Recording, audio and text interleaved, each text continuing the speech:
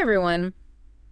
If you're here with us today, you're probably the kind of person who values staying informed, right? Like you want to get the most out of your time. Totally. Yeah. And let's be honest, there is so much information out there, it can be pretty overwhelming to sift through it all. It really can. And that's exactly why we do these deep dives, right? It's all about cutting through the noise and getting to the good stuff, to those insights that can actually make a difference in how you see the world and, well, how you live your life. Exactly. We take those piles of articles, all that research, and we break it down. Yeah. Pull out the really valuable bits of knowledge, the stuff that can really expand your understanding. Think of it as your shortcut to being in the know. That's a great way to put it. And today we're diving into something that affects pretty much all of us, protein. Yeah, it's a big one. But we're going beyond the usual suspects. We're not just talking about your typical steak or chicken breast. We're going to explore a whole world of non-meat protein sources. There are so many great options out there. So whether you're trying to cut back on meat, maybe looking for some healthier choices, or just curious to learn more about nutrition, this deep dive is for you. Absolutely. Because when you understand all the different ways to get protein, it really gives you the power to make good decisions about what you eat.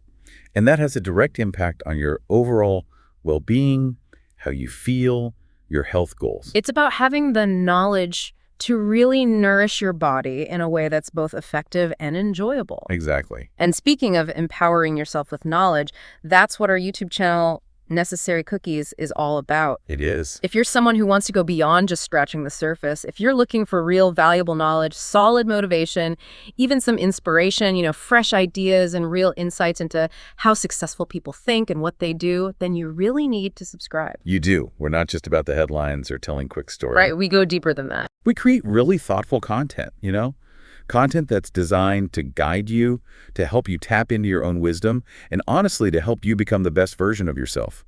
Just search for Necessary Cookies on YouTube and join our community. We'd love to have you. Okay, so for this deep dive, we've got two really interesting sources. Yeah, we do. First up, we have an article from Fox News Digital. It's called 5 Excellent Protein Sources That Aren't Meat, according to nutritionists. Okay, practical stuff. Exactly. It's going to give us some really solid, expert-backed alternatives, perfect if you're thinking about reducing or even replacing meat in your diet. Love it. And what about our second source? So to give us a broader perspective, we also have an article from Eating Well. It's titled Survey. This is the #1 misconception about protein. Ooh, I'm intrigued. This piece uncovers a very common belief about where we should be getting our protein from. And then it challenges that assumption with some pretty interesting findings. I'm always up for challenging assumptions. So our mission today? Pretty simple, really. We want to give you clear, actionable information about those non-meat protein options. Practical stuff. And then we want to address a major misunderstanding that often comes up when we talk about protein intake. Let's do it. Okay. So let's jump right in. Let's unpack that Fox News Digital article and see what these nutrition experts have to say. Sounds good.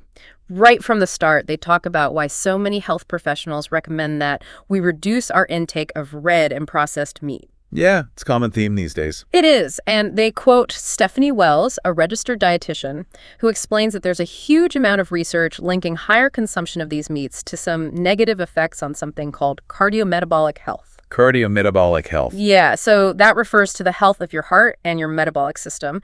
It's all connected. We're talking about things like blood pressure, cholesterol levels, and blood sugar.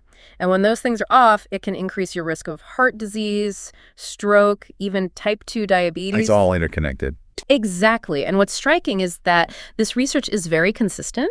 It's not just one study here, another one there. It's a pattern that we see across many different studies. Yeah, it's worth remembering, too, that the World Health Organization, the WHO, has actually classified processed meat as a Group 1 carcinogen. That puts it in the same category for cancer risk as things like tobacco smoke. Wow, that's a pretty serious classification. It really highlights the potential impact these foods can have on our health. It certainly does. And as Wells points out, this is why we see so many people actively looking for ways to eat less meat, to explore more plant-based sources of protein. Makes sense. So let's get into those 5 excellent non-meat protein options that these nutritionists recommend. Let's do it. First up, we have Tempeh. Tempeh. Okay, so tempeh is made from fermented soybeans. And according to Wells, it's a real protein powerhouse. We're talking a whopping 34 grams of protein per cup. Hey, 34 grams, that's incredible for a plant-based source. I had no idea it was that high. It's a lot. And it's not just about the quantity either. Wells also mentions that the fermentation process makes certain minerals, iron, calcium, magnesium, more bioavailable. Bioavailable. Right. Bioavailability means how easily your body can absorb and actually use those nutrients. So fermentation basically pre-digests some of those compounds, making those minerals easier for your body to access. Oh, I see. Plus, tempeh is packed with fiber and antioxidants. And as Wells explains, those are fantastic for both your heart and gut health. They can even help to reduce inflammation throughout your body. But one thing she does suggest is marinating or seasoning it. It really helps to bring out the flavor. Makes sense. Okay, what's next on the list? Next, we have firm tofu. Now, tofu sometimes gets a bit of a bad rap. It does. But Wells points out that it offers a solid 9 grams of protein per serving, or if you have half a block, that's about 23 grams. Okay, not bad. Not bad at all. And here's something really interesting, especially if you're focused on plant-based sources of calcium. Okay, tell me more. So Wells highlights that firm tofu is actually one of the best plant-based sources of calcium. But there's a really important detail. You need to make sure it's calcium set. You can usually find that information on the ingredient list. Look for calcium sulfate. Good tip. So check those labels. Exactly. She also mentions that tofu contains iron and magnesium, which are super important for things like transporting oxygen throughout your body and keeping those muscles functioning properly. Essential stuff. And we can't forget about the isoflavones in tofu. Those are powerful antioxidants that have been linked to reducing inflammation and supporting a healthy heart. And just like with tempeh, Wells recommends marinating or seasoning tofu to make it more flavorful and enjoyable. Makes sense. You gotta make it taste good, right? You do. All right.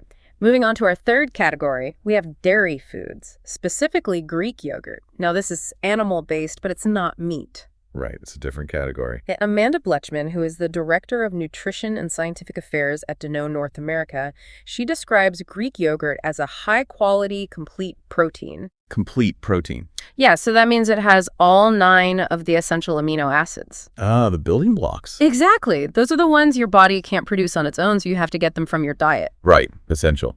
And getting all 9 from one source is a big advantage, especially for animal-derived proteins. Blechman also points out that Greek yogurt is often a more affordable protein option. Which is great, especially these days. It is. And it's also a great source of both calcium and vitamin D. Those are important ones. They are. And as Blechman explains, protein, calcium, and vitamin D work together to keep your bones and muscles strong and healthy. She also mentions that these nutrients are considered, quote, nutrients of public health concern because so many people just aren't getting enough of them. It's true. And not getting enough of those nutrients can have some pretty serious long-term consequences for your health. So finding ways to include them in your diet in a way that you enjoy is really, really important. It is. All right, what's our fourth category? Fourth, we have beans, specifically black beans, chickpeas, and lentils. Beans, the magical fruit. Right. And Blechman presents these as super nutritious sources of plant-based protein. She gives the example of black beans. Just 1 cup packs a whopping 14 grams of protein and 16 grams of fiber. Wow, that's a lot of fiber. It is. And Blechman really stresses how important fiber is for a healthy digestive system and just for your overall well-being. And don't forget about the iron. Black beans provide about 25% of the recommended daily amount, which, by the way, is crucial for our cells to function properly and for producing hemoglobin, the protein that carries oxygen in your red blood cells. Okay, so lots of benefits there. What about the other beans? So Wells adds that chickpeas and lentils also provide a good amount of protein, between 7 and 9 grams per half cup serving. Okay, not as much as black beans, but still a decent amount. Still a good amount. And she points out that beans, in general, can help to regulate blood sugar levels. And they may even play a role in fighting chronic inflammation. Which is huge for long-term health. So how can people actually incorporate more beans into their diet? So Blechman gives some really practical tips. She suggests using them instead of meat in dishes like chili, tacos, or lasagna. Adding them to your salads is another easy one. Or you could even try making a mashed chickpea salad. I've heard those are delicious. They are. So those are just some easy, actionable ideas that anyone can try. Exactly, putting this knowledge into practice. All right, what's our final category? Last but not least, we have nuts and seeds, specifically almonds and peanut butter. And then there's a general mention of other great options like pumpkin seeds, chia seeds, flax seeds, and sunflower seeds. So many seeds. Right, so many choices. And Bletchman highlights these as another fantastic way to get plant-based protein. Okay, break it down for us. So she uses almonds as a good example. Just 1 ounce, which is about a quarter cup, provides around 6 grams of protein. Okay, that's not bad. Not bad at all. And you also get a good dose of fiber, magnesium, and vitamin E. Making your own trail mix with a variety of nuts and seeds is a really simple way to boost your protein intake. And then there's peanut butter. Who doesn't love peanut butter? Right, a classic. 2 tablespoons contain around 7 grams of protein. Not bad for a tasty snack. So we've got a really diverse set of options here, covering both plant-based and a non-meat animal-based source. Absolutely. Something for everyone.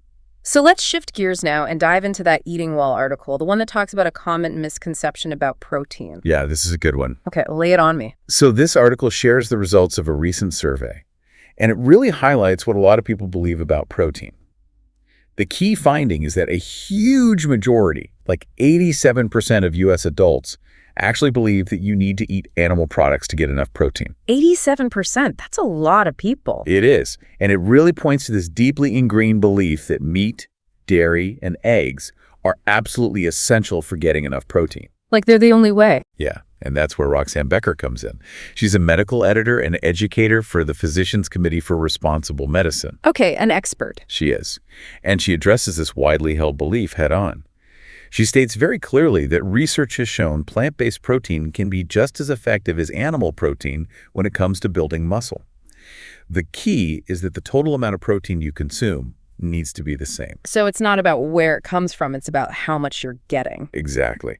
And she adds that plant protein often comes with the added benefits of being rich in other important nutrients and fiber, something you don't always find in animal-based protein sources. Those extra benefits are a big plus. They are. And Becker also makes this really thought-provoking point. She says to consider that many of the animals that we eat for protein, like cows and deer, are actually herbivores. They eat plants. Exactly. And they manage to build some pretty impressive muscle mass. So it makes you think, right? It does. If they can get all their protein from plants and build all that muscle, why can't we? Yeah, that's a great point. And the article goes on to back this up with some actual scientific research. They mention a meta-analysis, which is basically a review that look at the results of multiple studies of 13 clinical trials that involved older adults. And this analysis suggests that plant protein is just as good as animal protein for maintaining and even building strength and lean muscle mass.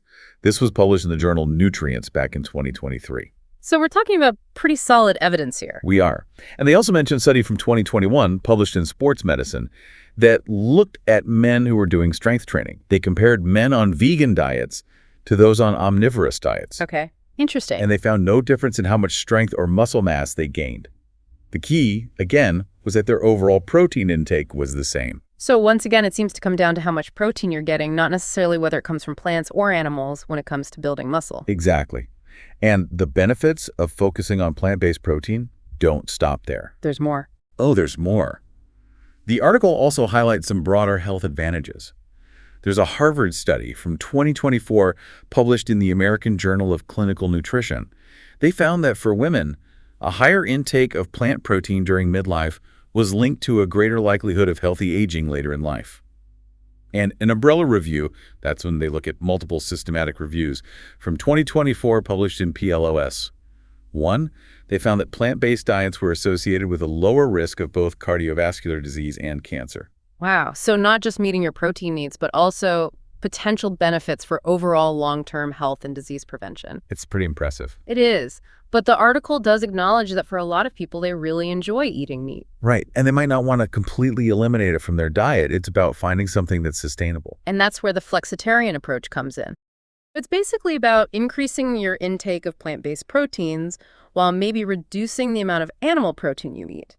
And the article even mentions a study from 2024 in BMC Nutrition that found heart health benefits for people following a flexitarian diet.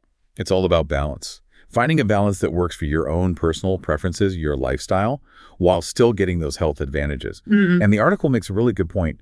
Most people are probably already eating more plant-based protein than they realize. Really? Yeah, Xavier Toledo, a registered dietitian with the Physicians Committee for Responsible Medicine, he points out that lots of common foods like whole wheat bread, nut butters, beans, seeds, nuts, even veggies like broccoli, spinach, and potatoes. They all contain protein, in varying amounts, of course. Okay, so it's already a part of our diets. It is. And his advice is to start by incorporating more of those familiar plant-based foods that you already enjoy. Just be more mindful of it. I like that. It's not about making some drastic overnight change. Right. It's about building on what you already eat and like. Exactly. So what are some ways people can add more plant protein to their meals? Well, Toledo has some great suggestions. He says you could try swapping out meat for tofu in your tacos. Or maybe use half the amount of meat you normally would and add some tofu or black beans to dishes like casseroles. He also mentions those meat-mimicking plant proteins like marinated tofu, seitan, or tempeh. He highlights how well they absorb different flavors, so they're really versatile. So many options. And ultimately, the article reinforces that key takeaway. You can absolutely get all the protein you need, including all of those essential amino acids from plant-based sources. Oh, absolutely can. And what about cost? Because eating more plant-based foods can sometimes be seen as expensive. That's a good point. The article offers some tips on that. They suggest choosing fruits and vegetables that are in season, opting for frozen produce, which can be more budget-friendly. Great tips. And in the end, Toledo sums it up really well. He says it's about, quote, rethinking your plate. It's about making plants the focus. Maybe that means reducing the portion size of meat you're having and filling the rest of your plate with a variety of plant-based options. It's a gradual shift, but an effective one. It is. So, to wrap up our deep dive, we've explored all sorts of delicious and nutritious protein sources that don't involve meat. From tempeh and tofu to Greek yogurt, beans, nuts, and seeds. And we've looked at the evidence that challenges that common belief that you need animal products to get enough protein. And hopefully busted that myth wide open. We really hope this knowledge empowers you to feel good about exploring new and healthy dietary choices, because it really does open up a world of possibilities. It does. And it could potentially improve your well-being overall and help you align your food choices with your goals for a successful and fulfilling life. And it brings up an interesting thought for you to consider. What's one small change you could make in your next meal to incorporate more plant-based protein? Maybe it's adding lentils to your soup or trying a tofu scramble for breakfast instead of eggs. Just give it a try and see how you feel. Experiment a little. And before we sign off, we want to encourage you again to check out our YouTube channel, Necessary Cookies. Yes, come join us. If this deep dive has sparked your curiosity and you're looking for more valuable knowledge, real motivation, inspiration, fresh ideas, real insights into what makes people successful, then please head over to YouTube and subscribe. We're all about creating thoughtful content that goes beyond just the headlines or quick stories. Our aim is to guide you, to ignite your journey towards greater wisdom, and to help you become the absolute best version of yourself. We'd love to have you there. Thank you so much for joining us for this deep dive. We hope you found it helpful. And until our next exploration, take care. Bye for now.